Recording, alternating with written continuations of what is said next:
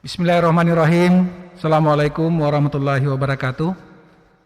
Selamat sore, salam sejahtera untuk kita sekalian. Yang saya hormati Ibu Sekretaris Daerah Kota Kendari,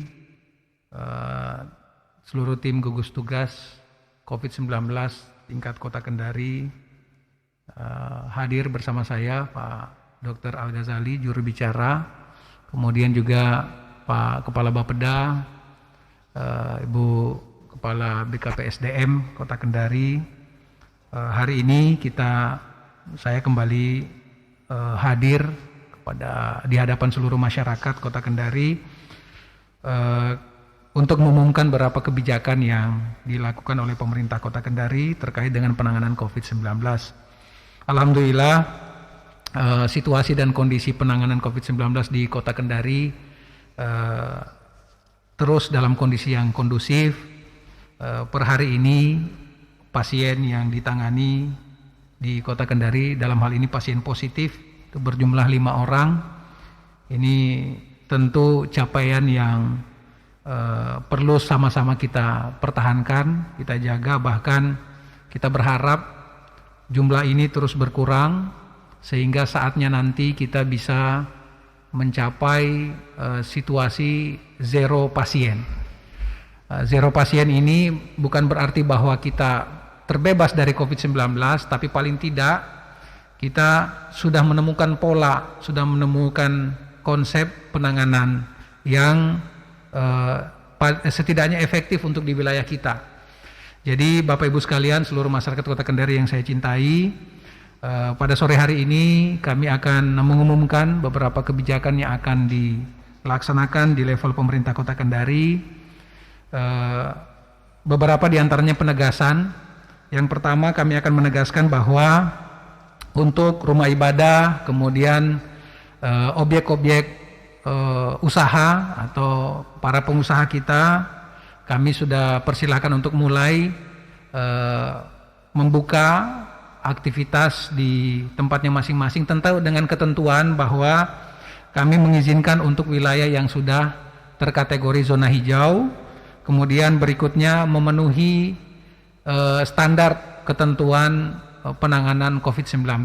Ya, diantaranya misalnya menjaga jarak, mengurangi kapasitas ruangan, kemudian menyediakan fasilitas untuk membersihkan diri dengan cuci tangan, kemudian wajib menggunakan masker dan lain sebagainya. Tentu nanti sesuai dengan karakter objeknya masing-masing. Misalnya seperti rumah ibadah, baik itu masjid maupun gereja ataupun rumah ibadah lainnya, itu menyesuaikan dengan kondisi yang ada di masing-masing. Tapi paling tidak kita berharap bisa kita sama-sama disiplin mematuhi standar penanganan COVID-19 yang sudah selama ini kita dapatkan informasinya. Kemudian yang berikutnya juga terkait dengan dunia usaha, kami juga mendorong untuk para pelaku usaha kita, baik itu pengusaha mikro, menengah maupun jenis-jenis usaha yang selama ini terdampak atau kemudian terkena dampak dari mewabahnya COVID-19 ini.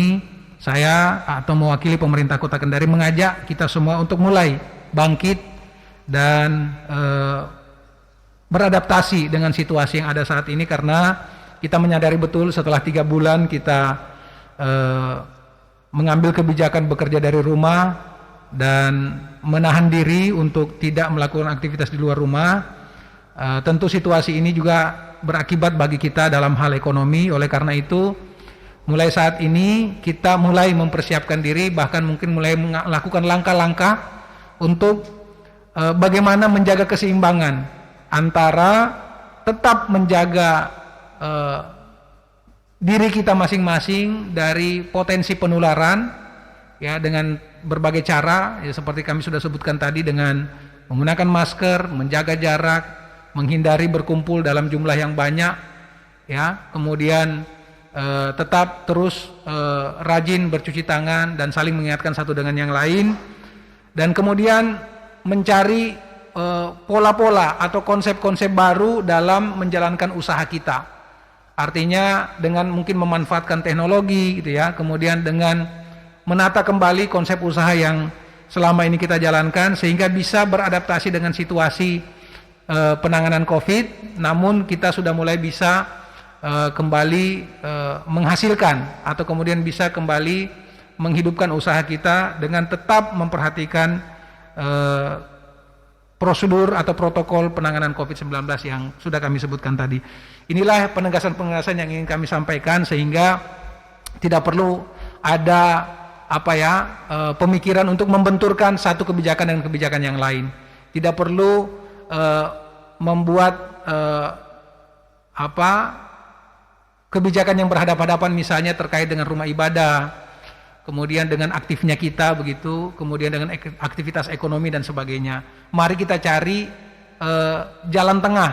Kita cari cara bagaimana kedua-duanya atau berbagai kepentingan tersebut kita bisa akomodir secara bersamaan walaupun tidak sempurna. Walaupun mungkin ada satu dua yang harus kita sesuaikan, namun ini upaya kita karena tidak mungkin kita hanya berpangku tangan, tidak mungkin kita hanya berdiam diri membiarkan kondisi ini terus terjadi, tetapi mari sama-sama kita mencari solusi, membuat formula yang paling tepat, karena saya kira saat ini tidak ada satu pihak pun yang berani mengklaim yang paling memahami dan paling mengerti bagaimana cara menjalani hidup dalam situasi new normal ini.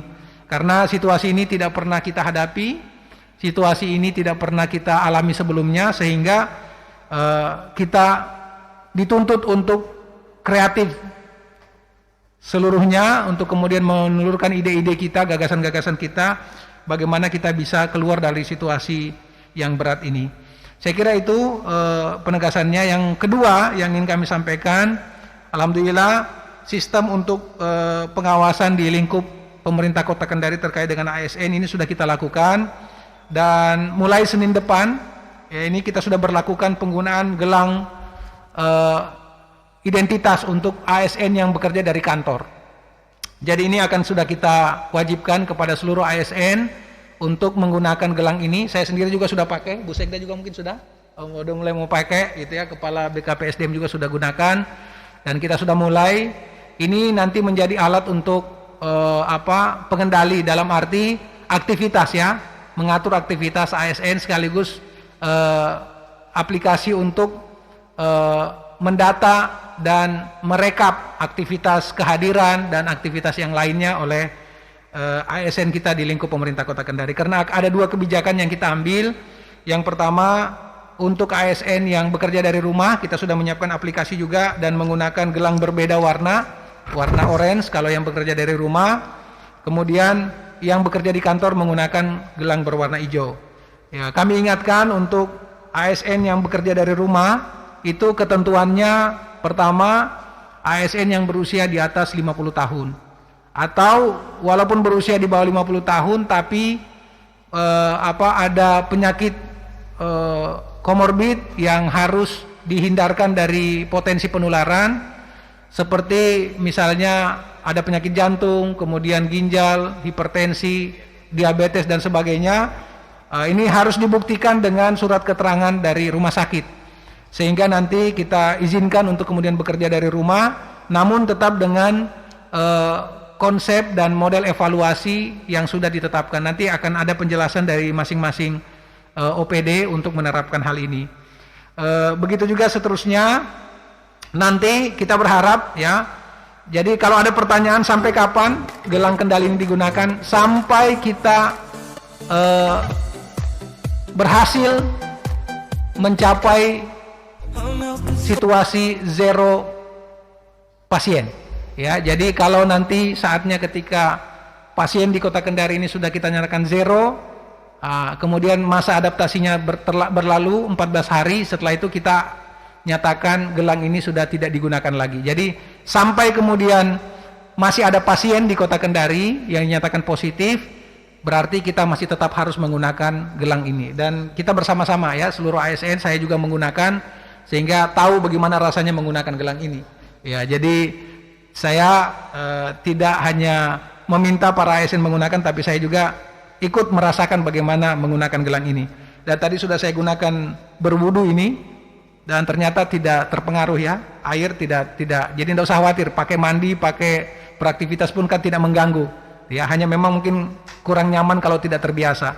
Anggap saja ini aksesoris ya. Jadi seperti itu bagi seluruh ASN, ini arahannya. Jadi mulai Senin sudah wajib semuanya menggunakan, dan kehadiran serta aktivitas kerja itu menggunakan barcode yang ada di gelang masing-masing. Jadi ini sudah diatur, sudah dibuat aplikasinya. Bagi yang belum paham nanti akan dijelaskan di petugas di OPD masing-masing yang sudah diberikan sosialisasi sebelumnya. Saya kira itu. Selanjutnya seperti biasa saya serahkan kepada Pak Dr. Al-Ghazali sebagai juru bicara kita untuk menyampaikan info terkini terkait dengan penanganan pasien COVID-19 kita. Silakan Pak Dokter.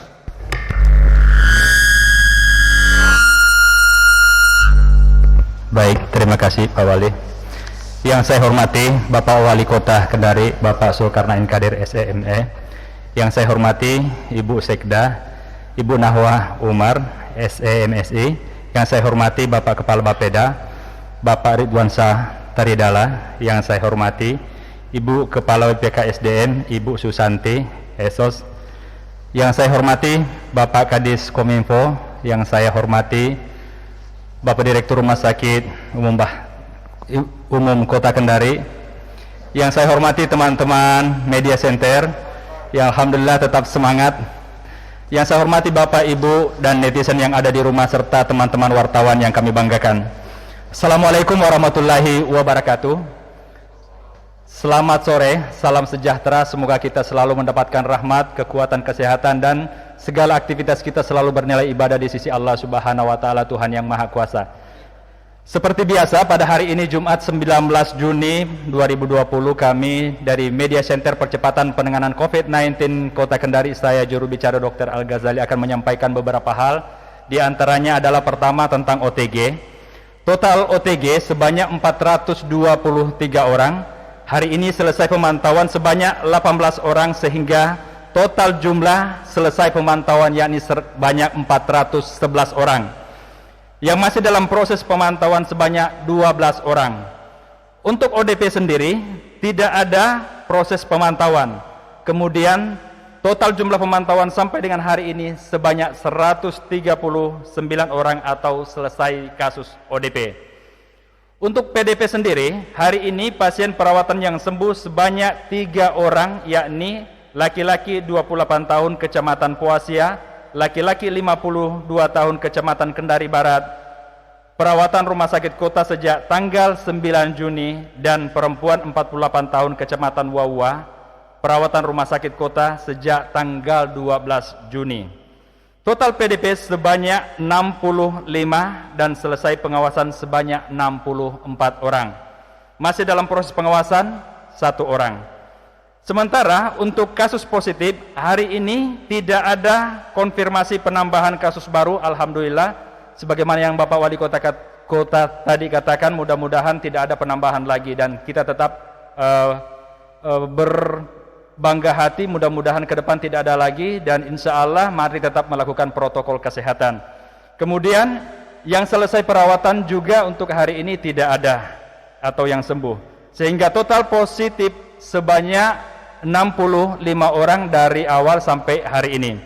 Pasien yang dinyatakan selesai atau sembuh sebanyak 57 orang, dan masih dalam perawatan sebanyak 5 orang, perawatan rumah sakit Bahtera Mas 1 orang, perawatan rumah sakit kota 3 orang, dan rumah sakit Bayangkara 1 orang. Mari tetap waspada, peduli, dan berdoa, jangan tertular dan menulari, tetap patuhi himbauan pemerintah. Demikian yang kami sampaikan dari Media Center Percepatan Penanganan COVID-19. Assalamualaikum warahmatullahi wabarakatuh. Waalaikumsalam warahmatullahi wabarakatuh. Makasih Pak Dokter. Selanjutnya langsung saya persilakan teman-teman media kalau ada pertanyaan, ada hal yang mungkin ingin dikonfirmasi, silakan. Ada? Kalau belum ada, kita beralih ke pertanyaan netizen. Kalau ada, di Facebook ada ya?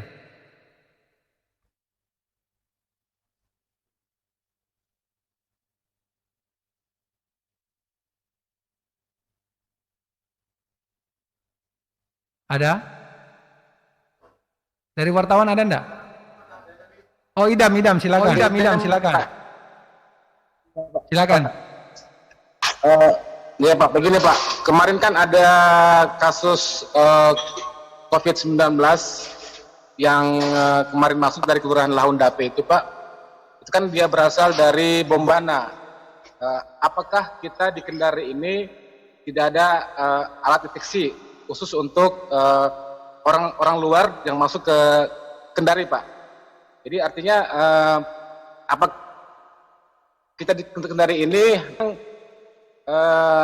sebagai daerah tempat tujuan untuk masuknya COVID Pak, atau bagaimana Pak? Bisa dijelaskan Pak? Kalau ditanya alat deteksi belum ada. Ya, jadi bukan hanya di Kendari ya, alat deteksi itu tidak ada. Yang satu-satunya cara untuk mendeteksi apakah seseorang itu tertular atau terjangkit COVID-19 ini yaitu dengan tes dua hal.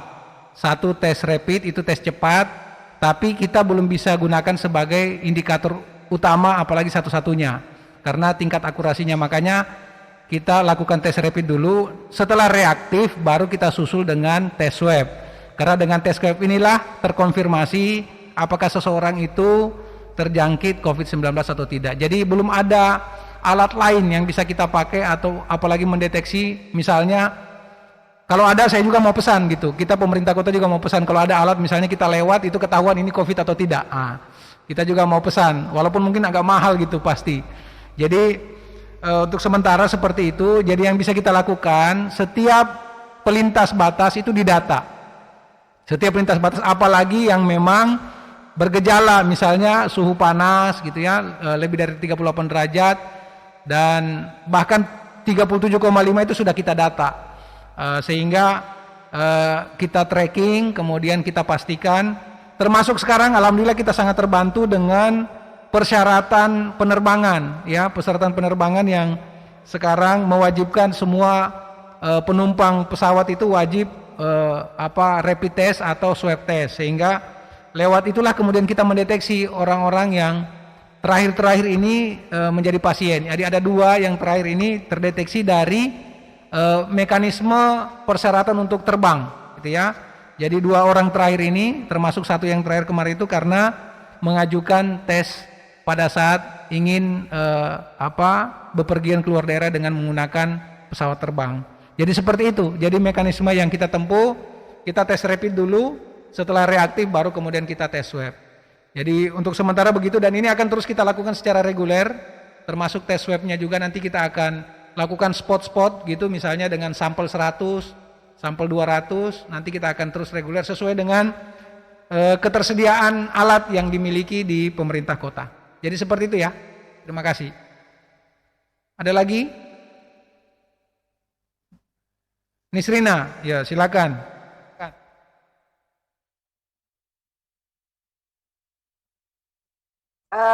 Assalamualaikum warahmatullahi wabarakatuh. Waalaikumsalam warahmatullahi wabarakatuh. Kalau pertanyaan saya Pak mungkin terkait dengan masalah kebijakan new normal Pak. Kemarin kita sudah turun di lapangan terkait bagaimana dengan persiapan sekolah-sekolah untuk untuk mengusulkan tatap muka. Tetapi yang jadi kendala Pak menurut beberapa sekolah yang kami survei itu adalah terkait bagaimana kesiapan new normal pemerintah Kota Kendari di bidang transportasi. Karena bagaimanapun arus mobilisasi anak-anak ke sekolah kan juga harus diatur Pak. Nah, kalau diterapkan itu new normal Pak, berarti okupansi transportasi itu kan tidak bisa 100% Pak, jumlah penumpangnya. Berarti harus kurang sekitar 50-70%. Nah, bagaimana pemerintah kota kalau menerapkan kebijakan new normal mengatur hal tersebut? Apakah pemerintah kota bersedia untuk mensubsidi sisa 50% itu kepada para pemilik kendaraan angkutan umum Pak? Saya kira itu saja. Terima kasih. Assalamualaikum warahmatullahi wabarakatuh. Assalamualaikum warahmatullahi wabarakatuh. Jadi kalau ditanya terkait dengan apakah pemerintah akan mensubsidi, saya kira ini perlu hitungan dulu ya. Seberapa banyak yang membutuhkan dan seberapa banyak yang memang harus menggunakan transportasi umum. Karena kita ketahui bersama bahwa Bahkan kami menyarankan sebenarnya didata dulu setiap sekolah yang membutuhkan. Jadi kami arahkan malah untuk melakukan kerjasama dengan pengelola atau pengusaha angkutan. Artinya kalau terjalin kerjasama kan sebenarnya yang dibutuhkan dari pengusaha angkutan ini kepastian. Walaupun kapasitasnya tidak full, tapi kalau ada kepastian jumlah pelanggan, saya kira nanti akan masuk hitungannya. Jadi kalau mensubsidi terbuka peluang itu, tetapi saya kira lagi-lagi yang kita mau ciptakan ini adalah situasi tangguh mandiri, bukan tangguh tapi tergantung. Jadi bukan tangguh namanya kalau kita masih menggantungkan diri kepada pemerintah. Jadi situasi new normal yang kita maksud itu adalah situasi di mana kita menghadapi COVID-19 ini dengan kemampuan yang kita miliki, tapi tetap mandiri. Makanya jargon yang kita launching di Kota Kendari itu tidak hanya tangguh, tapi mandiri, tangguh mandiri. Artinya jangan setiap persoalan kita hanya berharap dari pemerintah, karena berulang saya sampaikan bahwa kalau hanya mengandalkan kemampuan pemerintah, pasti kita tidak akan sanggup. Oleh karena itu, mari sama-sama kita cari rumusan. Bukan berarti bahwa pemerintah tidak bersedia, tidak. Kalau kemudian terukur dan memang itu untuk menciptakan suasana dan sistem yang lebih baik, insya Allah coba kita kemudian. Sama juga pertanyaan ini dengan orang tua yang kesulitan dengan kuota, ya. Apakah pemerintah juga mau menanggung kuotanya? Kan ini pertanyaan-pertanyaan yang harus berbasis data. Kita harus tahu berapa kebutuhannya, berapa jumlah nilai yang harus disubsidi dan seterusnya. Kalau angkanya tidak membebani keuangan daerah, mungkin itu bisa menjadi pilihan. Tetapi kalau nanti angkanya itu justru membebani keuangan daerah, kita tahu sendiri juga saat ini keuangan daerah tidak begitu sehat karena sudah begitu banyak pemotongan anggaran dari transfer pemerintah pusat. Di sisi yang lain kita juga tidak ada penerimaan saat ini dari pajak dan retribusi daerah karena hampir semua dunia usaha bermohon untuk penangguhan pembayaran pajak dan retribusi, kemudian bahkan bermohon untuk dibebaskan. Jadi ini yang sedang kita atur, mudah-mudahan nanti kita ketemu formula yang tepat. Untuk sementara sekolah memang kita sangat ketat. Kalau sekolah yang belum siap dan belum memenuhi angka 90% kesiapan, tidak akan kita izinkan. Untuk sementara kita tetap mengarahkan belajar dulu dari rumah. Kalau memang nanti terlalu banyak konsekuensi, terlalu banyak hal yang tidak bisa dipenuhi, maka kita tetap dengan konsep belajar dari rumah. Sampai saat ini seperti itu ya. Jadi kita belum memaksakan. Kalau untuk proses belajar mengajar tetap dengan konsep belajar dari rumah. Makanya kita mempersilakan sekolah yang mengajukan. Sekolah mengajukan. Jadi bukan pihak pemerintah yang kemudian memberikan izin, karena berbeda-beda setiap sekolah. Ada sekolah yang jumlah siswanya banyak, ada yang sekolah yang jumlah siswanya tidak terlalu banyak.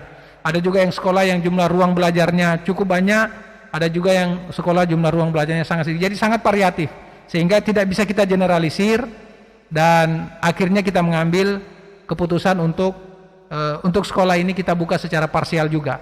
Jadi nanti sekolah itulah yang kemudian berinisiatif dan semua prosesnya dilakukan melibatkan orang tua siswa.